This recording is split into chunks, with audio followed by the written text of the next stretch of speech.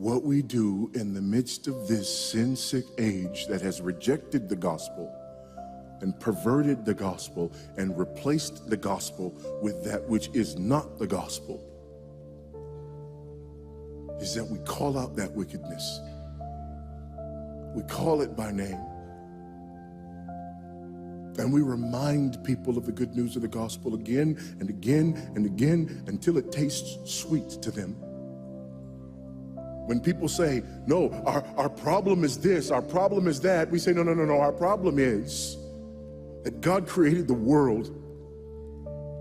And God created man, and he put man in the garden to keep the garden, and he gave the man a command.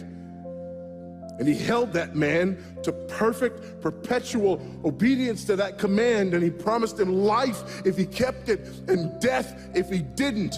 And he didn't keep it, he ate. And because he ate, because of that one man, sin entered the world, and death through sin. And everyone born from that man through ordinary generation inherited that man's sin nature. And because of that sin nature, sins proceed from it. And our world is broken because of that sin. And we stand guilty before a holy and righteous God. And we know that he's holy, and we know that he's righteous, and we crave justice. But the problem is that if God gives us justice, we all die. And so that God, in his goodness and in his mercy, sent forth his son, who was not born of ordinary generation, but was born of a virgin. Yes, the virgin birth matters. Why? Because if he's born of ordinary generation, he's born in sin. But because he's not born of ordinary generation, he's not born in sin. He's clean of sin. His record is clean, and he keeps his record clean. And he obeys God's law. And because he's fully God and fully man, he obeys the law of God on our behalf in his active obedience. And then in his passive obedience, God made him who knew no sin to be sin for us. All we like sheep had gone astray. Each of us had turned to his own way, but God laid upon him the iniquity of us all. And Christ died for sin once for all, the just for the unjust. And God imputes our sinfulness to him.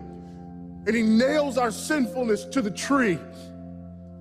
And Christ dies and raises again on the third day for our justification.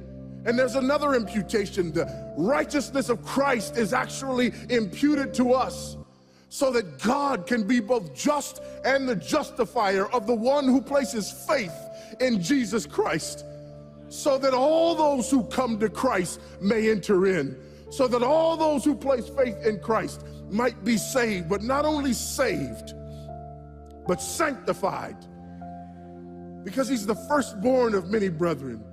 We're justified and we're adopted into the family of God, and we're sanctified, and as his children we begin to bear the family resemblance, and we're further sanctified throughout this life by the very same gospel that saves us, until one day when it's all said and done, we're not just saved from the penalty of sin.